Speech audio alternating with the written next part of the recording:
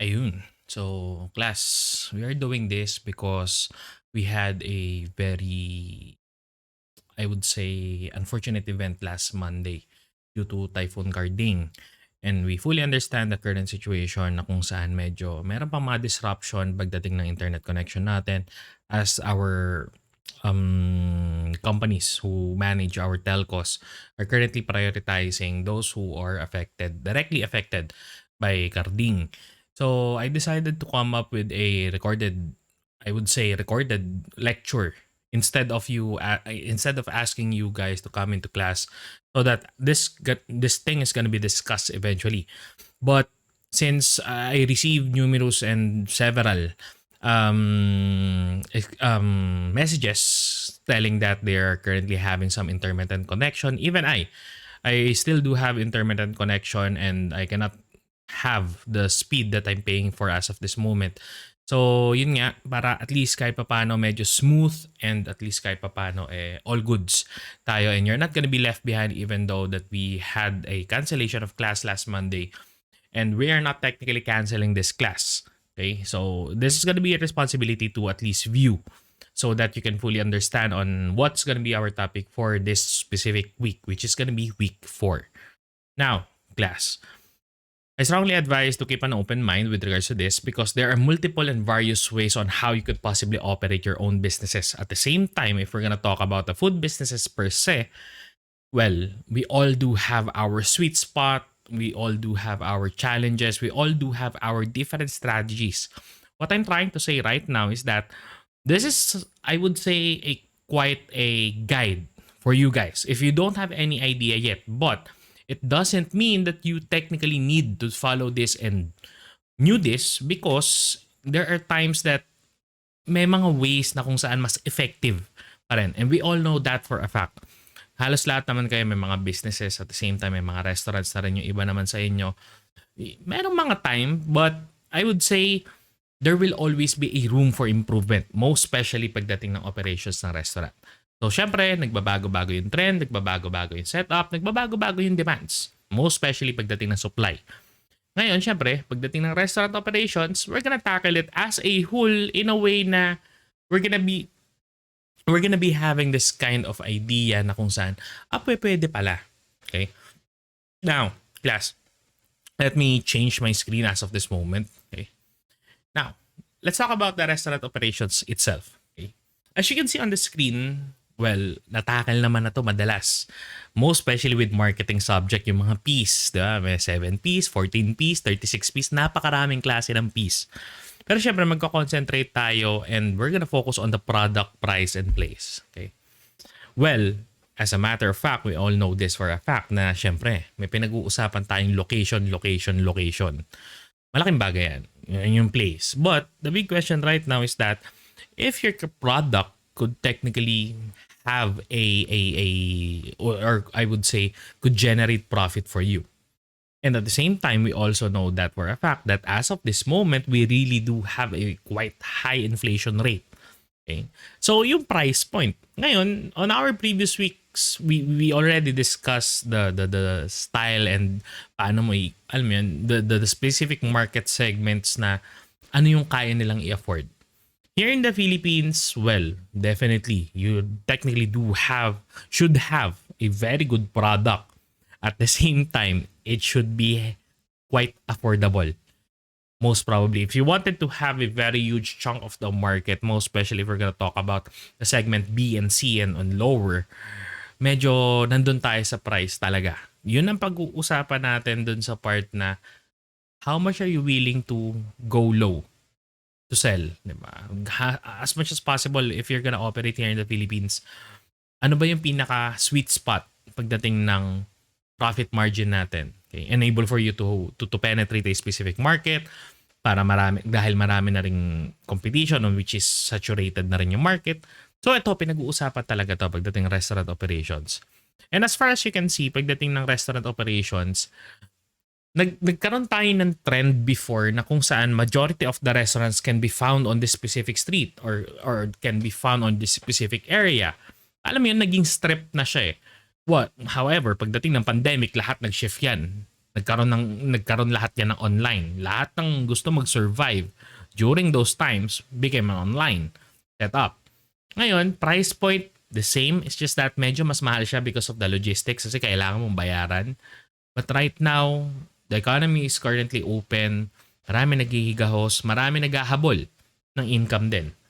But, just imagine, if you're gonna operate your own businesses as of this moment, with regards to the product, price, and place, will it be viable if you're gonna open right now? Because, siyempre, marami tayong factors na kailangan natin consider.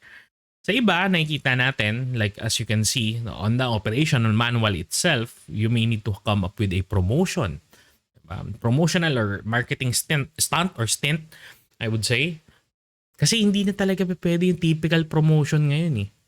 But as far as my experience goes, lalo't lalo na pagdating sa segment namin which is nasa lower bracket, pagdating ng promotion, na pinakamadalas na tina-target pagdating sa amin, price point. Diba? Pero sa iba, anong nangyayari? Promotion, lalo't lalo na kung well-established na yung brand, well-established na yung business, anong nangyayari na yan? Buy this specific business. Okay? May mga pinapasok na specific product or specific menus for this. Diba? Diba, nakilala ka. This is gonna be your organization. Restaurant A is known for this kind of food A. But you suddenly check the market, meron specific demand for additional product B. Dahil meron ka nang na-establish na name, pwede mo na siyang gamitin for promotion by company A. Pero for new entrants, that's the big question. What kind of big promotion or what kind of promotion that you're gonna do so that you can have a piece of that specific market?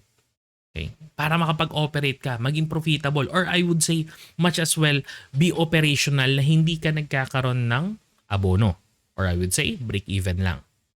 Halos lahat naman, we're targeting on that specific manner. If you're gonna open up your own businesses, the best case scenario that could possibly happen to you on the first quarter, first 3-4 months is to have a break even. Diba? Hindi ka mag-aabono, but a lot of people, of course, they are preparing for this. It is a very good thing. Pero syempre, let's always hope for the best na kung saan break-even lang sana kahit papano sa simula so that it could not accumulate additional expenses or capital at the end of the day. Right? Ngayon, pagdating kasi ng operations, it doesn't work as it is na tulad, alam mo yung one-man show. Unless if it's going to be a mom and pop shop.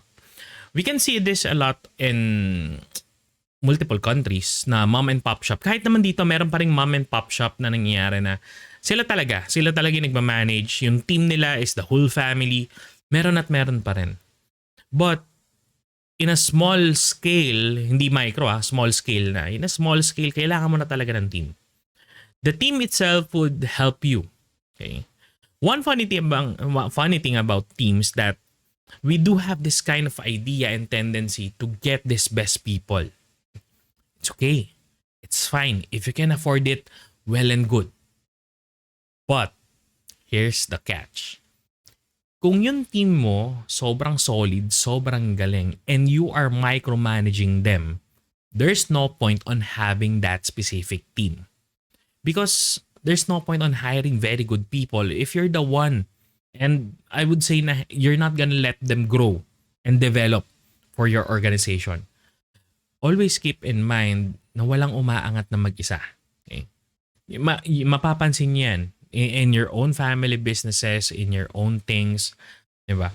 Mas madaling gumawa kung mga simple project, mag-isa ka, walang nagdidikta at kung ano-ano pa. But if you wanted to grow and develop, or I would say you wanted to expand, diba? Gusto mo lumaki at makilala yung brand mo, yung business mo, yung restaurant mo, di ba?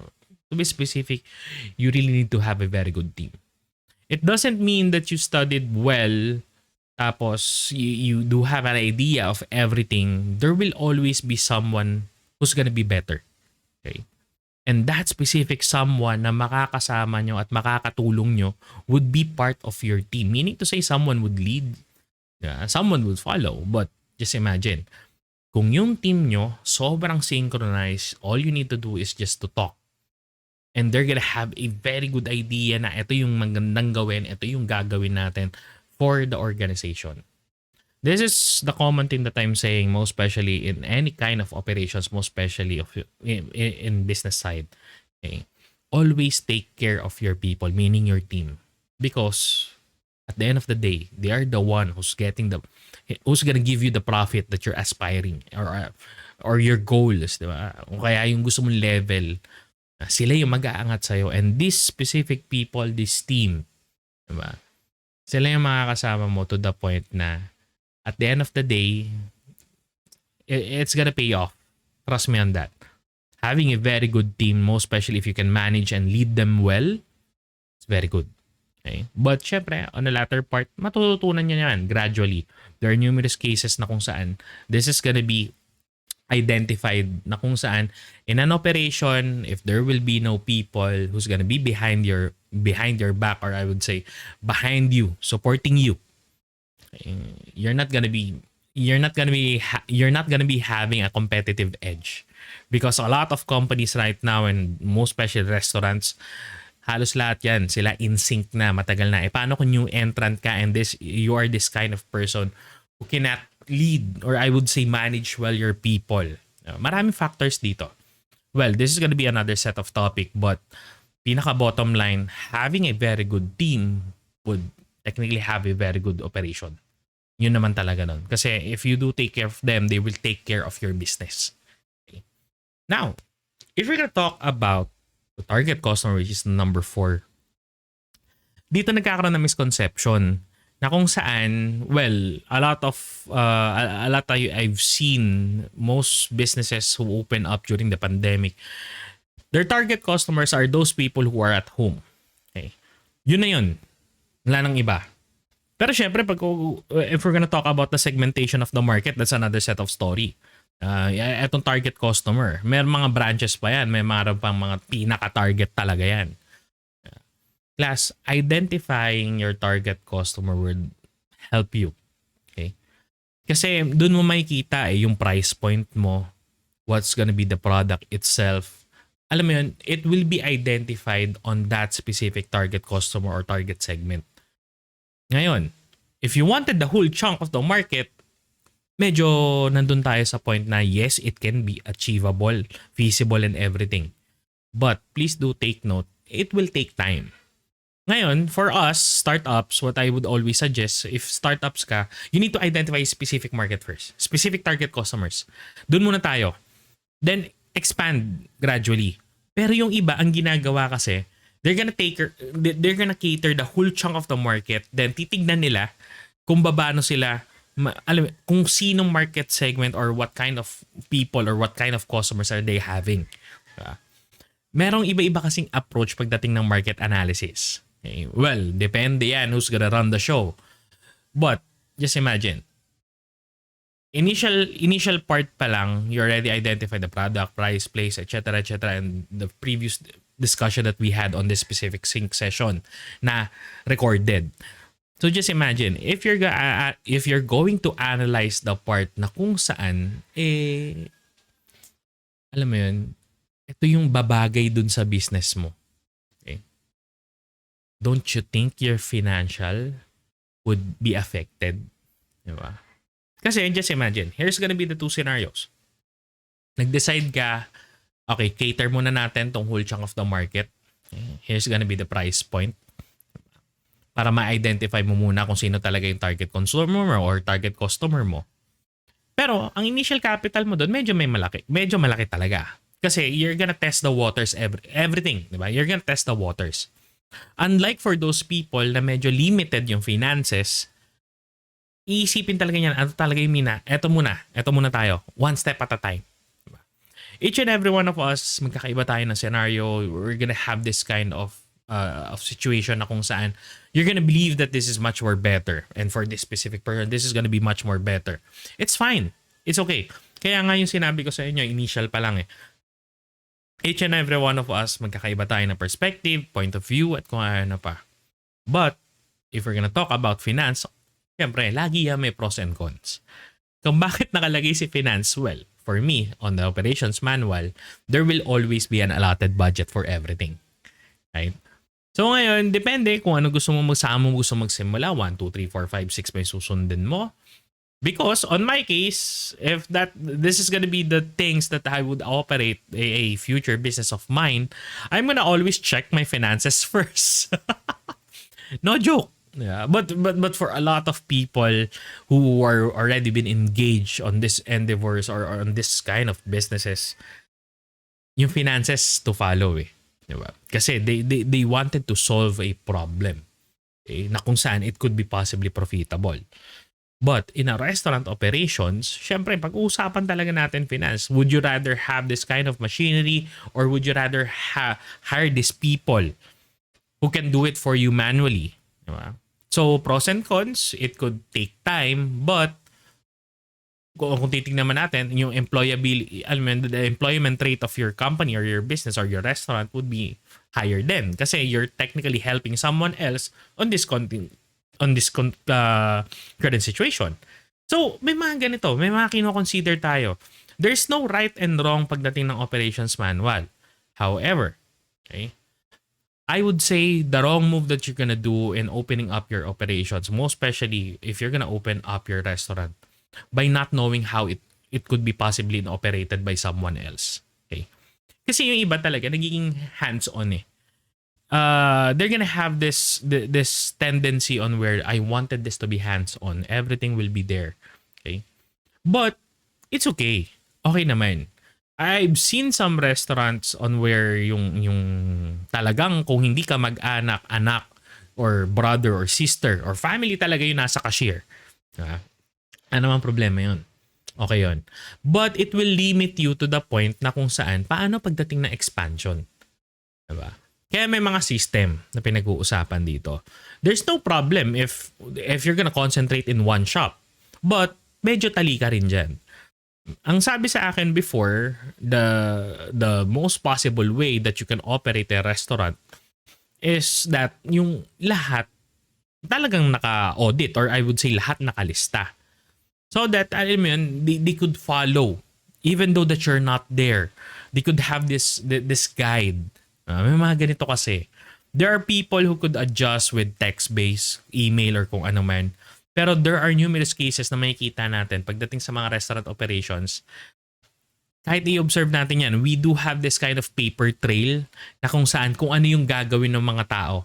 Makikita at makikita natin yan. Mapa fast food man yan, restaurant, karinderya, meron yan. Meron at meron tayo dyan. Hindi lang natin lagi nakikita but there will always be that specific list. Pero, eto nga, on the latter part of the discussion, well, that's gonna be the SOP, Standard Operating Procedure. Like for example, there will be a new trainee, there will be a new person coming in, and even though that you wanted to be part of the training as an owner, okay, you're gonna assign it with someone else, okay? So, syempre, may magkakaiba talaga ng learning curve, magkakaiba ng wavelengths, di ba? Kaya yung iba talaga nag-iiwan pa rin. So that, the moment na makalimutan nila, okay, ito pala yung SOP. Ito yung gagawin natin. It will serve as a guide. Okay? Kumbaga, I would say, yung iba kasi tinatawag yan yung Biblia ng restaurant. Kung ano man yung i-operate mo. But class, tulad nga na binanggit ko, ulit natin, sa restaurant operations, iba-iba yan. Kasi there are multiple kinds of restaurants. Right? There are multiple kinds of restaurants and each and every kind of those, kahit magkakaparehas yan, magkakasama yan, magkakaiba ng way and method yan. Okay? But this kind of activities that you may carry out, okay, enable for you to run the business would help you. Okay? So I hope this would serve as a guide. But at the end of the day, meron at meron pa rin kayo idadagdag dyan. Maniwala kayo sa akin. Hindi lang iikot dyan. Now, class, ito yung sinasabi ko. Okay? There will always be SOP. But class, dito, etong SOP na to, standard naman to, well, this is gonna be the standard version in a restaurant operations. Restaurant, fast food, or anything. Kailangan talaga. You really need to have a standard operating procedure for this list, to be honest. Kasi, the standard operating procedure, medyo repetitive kasi ang job ng restaurant, most especially in the kitchen.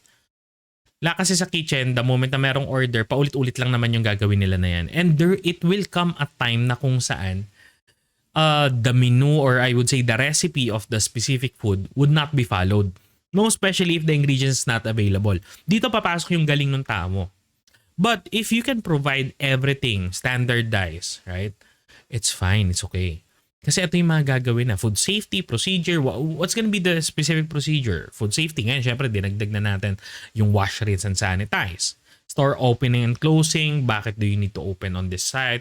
Closing, right? Operating time. May mga ganito. Pre-rush, readiness check. I would say this is gonna be the mise en place. French term siya for prep. Yung before the operations wise, yung are your all of your ingredients are already ready, or are there ano yun, are they already thawed out, or baka mamaya may frozen pa. Ito, check yan. Product quality check. Ito, once the moment na i-out na yung food, may quality checker normally in a restaurant. But in a fast food, normally, ano na yan, by eyes na lang lahat yan. Pero for fine dining setup, talaga may quality checker yan before pa lumabas. Ngayon, ito yung pinakamahirap na part. The inventory and audit.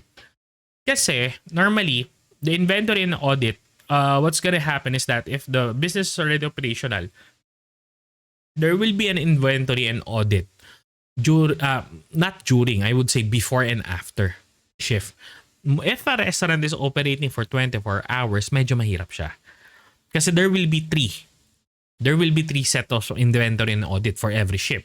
Unless you're gonna be operating 12 hours for 4 days, it's fine, it's okay. But I would say in the service industry, I will not suggest that. But it is a common practice. Okay.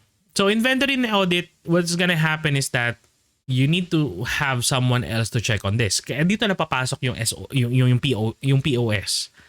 Yung kabaliktaran ng SOP.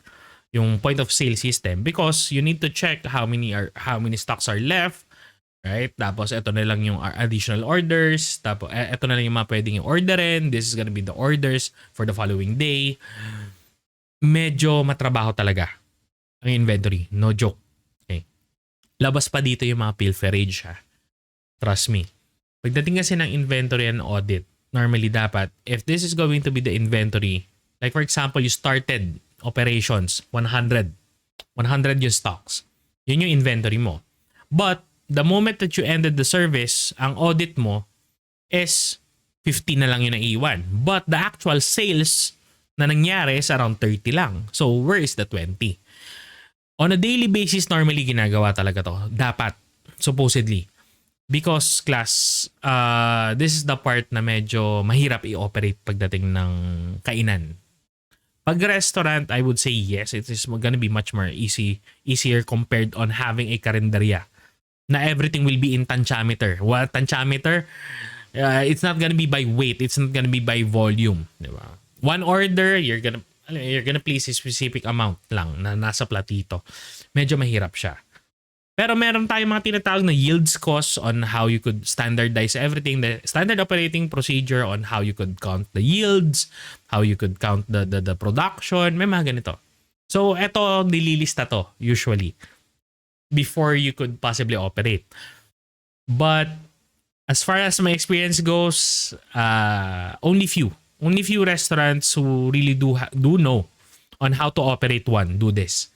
Pero pag mga typical na gusto magnegosyo, itong inventory and audit medyo hirap pa. To the point na nag-ooperate na sila, then tsaka nila matututunan. Well, magkakaiba nga tayo ng situation, magkakaiba rin tayo ng way and method. They may have learned, pero I strongly advise, if you already know on how to do it, at least apply it immediately para hindi na magkaroon ng problema. Okay. SOP, shift change, ito normally nangyayari to. Yung magko-cover ng shift. Ang failure na nangyayari pagdating dito sa SOP is that hindi na orient yung mga tao na if ever there will be someone absent and there will be a huge volume of people coming into our restaurants. Ang mangyayari, isipin nila, okay, kindly cover. Pero yung iba kasi ang ginagawa talaga, it is gonna be part of the orientation. Meaning to say, they also do have a standard operating procedures on how they would operate or how would they orient their people on their first day. May mga ganito, or even before signing a contract. May mga ganito. including the training and onboarding. Diyan lumalabas siya. There will always be a standard operating procedure. Now, class. The big question right now is that how you could improve the compliance of SOP. In actual practice, normally, etong SOP na to, nababago to pagka nandun ka na sa action. I would say, in actual operations, there will be numerous cases on where SOPs are not being followed. Kasi there will be specific processes that could have a shorter version. May mga ganito kasi na nangyayari. But iba yung usapan if they really won't comply with the SOP. Mahirap to. Most especially if we're gonna talk the sanitation part. Right? Kaya ito talaga, sinasabi nga, digitalize your standard operating procedure para hindi lagi nababasa. The big question right now is that, where are you going to place the digitalized version of your SOP on where your employees could see? Right? Additional investment na naman yan. Siyempre, kung tayo, normies, tulad natin, we're gonna stick with paper. Wala hindi talaga kaya Siyempre, di ba? Pero, may mga ways and method na kung saan. Magdadagdag naman tayo na it's not only 5. Okay? So, schedule would automatically assign standard operating procedure. Ito kasi, pinaka-common example talaga nito. You're gonna see this tab or this paper at the back of a door in a restroom. Yung check AM, PM, yung nag-check, may kita kayo nag-check dyan ito yung mga dapat mong gawin, tapos checkan. But there are cases on where you're gonna see this kind of stuffs at the back of the door, pero there's no one filling it up. Okay? Parang kailan pa yung huli. May mga ganito. So ito yung makikita natin, compliance, syempre standardization on how you could possibly clean the toilet or kaya clean and sanitize the equipments right after use, most especially in the kitchen. What's gonna be the SOP for ang dami niyang class. Schedule, lalo na pag automatically assigned standard operating procedure. If this happened, this is gonna be what you're doing. May mga ganito. Pinag-aaralan lahat yan, class. But class, don't be overwhelmed on how you could possibly improve the compliance. Ang trick is that make it as simple as possible. Okay? Kaya, yun, show examples, technically. Kasi, pag medyo complicated talaga, lalo't lalo na if you're hiring those people na iba-iba kasi sila meron ng experience, lalo na paano pagka halimbawa, newbie, wanted to explore things out and you wanted those kind of behavior and character, that's why you hired out those people, diba? Kaso ito yung part na kung saan medyo, I would say, slow. Kaya kailangan talaga you need to set an example and make it as simple as possible. Mahirap yan, class, ha, kasi if you wanted to have a very very high SOP na alam mo yun, they're gonna follow, you need to be detailed. However, the moment that you make it detailed, it will be complicated for some. And if it became complicated, what would happen is that it would not be followed. Okay? Ito yung mga part na yan. But of course, diba, andito na tayo, digital na yung world natin Well, for SOPs, of course, there will be automation na tinatawag, or follow-up tasks na kung saan in other hotels, most especially in 5-star hotels, lalo na pagdating ng restaurants, meron ng ganito. Most especially, alam mo yun, medyo digitalized na sila na this table was not yet been cleaned, tapos yung time frame, tapos the moment that yung POS lumabas na, this is gonna be the order. Okay, tapos kahit yung volume ng orders napakarami, supposedly dapat 10 minutes nasa labas na yung food para to avoid any, alam mo yun, any contradiction or I would say challenges or rukus na mangyari between customers and your business. Ito na yung part na, okay, from ordering pa lang, nagkakaroon na ng issue because sobrang dami ng volume. So what's gonna be your SOP if that's going to happen? And the moment that is gonna happen, makikita mo na yan if you can see the chairs, yung accommodation natin is full. Dun sa mga following customers, lalo na kung alam natin na medyo big group, right? Maraming orders. You would advise them that deeply regret na, apologize na ahead of time na There will be some delays as much as we wanted to ride, but we don't want to suffer. Alam mo, may mga SOP din sa mga methods and ways kung paano nyo i-deliver yung message na kung saan matatagalan po ng konti yung order nyo. May mga ganito. Yeah. But for the automate alerts, sa mga POS na iba na high-end, nakita ko na meron.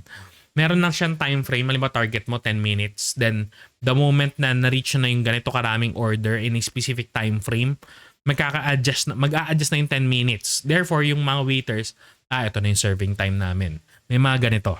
Okay, may mga ganito nangyayari. It will cost money. Definitely. Definitely.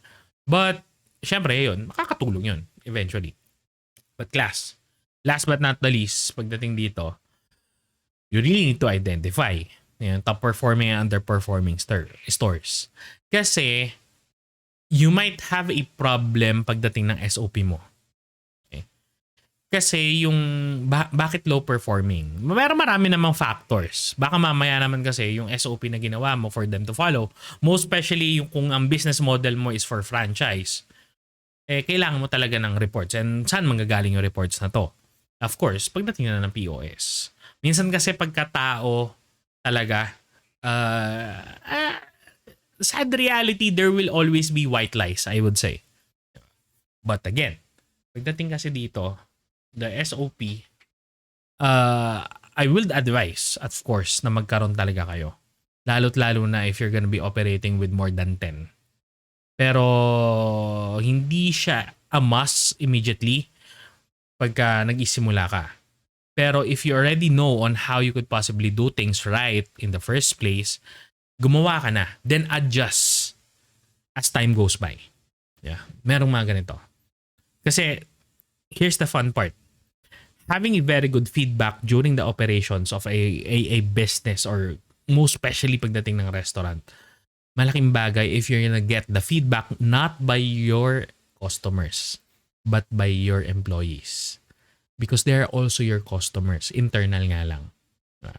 They are the one who's dealing with the job. They are the one who's dealing with your external customers na nagpapasok din ng pera. But these people do have this dilemma na sila yung humaharap initially. And with regards to the SOP or any kind of procedure, standard or not, I strongly advise to seek advice, or I would say seek feedback coming from them, and always consider that. Consider your people kasi you hired them so that they could assist you. And having or hearing them about the feedback, kung ano man yung naiisip mo, before implementing it, or if you do have in mind asking them or consulting them if it will be feasible and possible, it is a very good standard operating procedure. That's the moment on where you're gonna technically find the sweet spot of that specific business, regardless if it's going to be a restaurant or not. Okay. Now, class. Hatiin lang natin sa dalawa. Before, retailing lang talaga. But right now, e-tailing na. Goods and internet. Well, class, marami na kasing business model. Yung iba talaga, ang iniisip na nila, they wanted to have and operate their restaurants online. There are numerous persons who already thinks that way. Na they're gonna operate on this specific moment para makamenos kami ng, or we could have a less expenses pagdating ng rent because we already have a space. We could develop this as a cloud kitchen, as a commissary, or everything. Okay, then sell those foods online and just deliver it via Lalabo or Grab. Pwede. Walang problema. Retailing, on-site, okay lang. Having both, very good. Right? But if you're going to start right now, the big question is that, what's gonna be more effective? Having it in retail or e-tail? That's the big question. Siyempre, again, depende yan sa market segment na meron ka. Ayun nga, class. Thank you very much if you were, alam mo yun, kung umabot ka man dito sa minuto na to. And this is gonna be our sync session for week 4. I hope and I pray that you are all doing well. Yung internet connections nyo, sana okay na. Well, in-extend na rin natin yung deadline para at least kahit papano meron naman tayong leniency. Kasi marami rin po sa inyo na, alam mo yun, naapektuhan din na itong nakaraang bagyo. Therefore, this is gonna be a responsibility if you're gonna watch this or not, but I strongly advise to watch this. At the same time, be safe at all times, and there will be a task for week 4. Check your modules. This is gonna be the question. Simple exercise lang man. You may need to come up and create a simple SOP for your possible food businesses in the future. There will be a specific sample. Check it out. Baka sakali makatulong. But then again, thank you very much. Kung umabot ka man dito sa minuto na to, maraming salamat pong muli. Pero sa ngayon, wala na muna tayong i-ebas pa. Hanggang sa muli. Kita kits.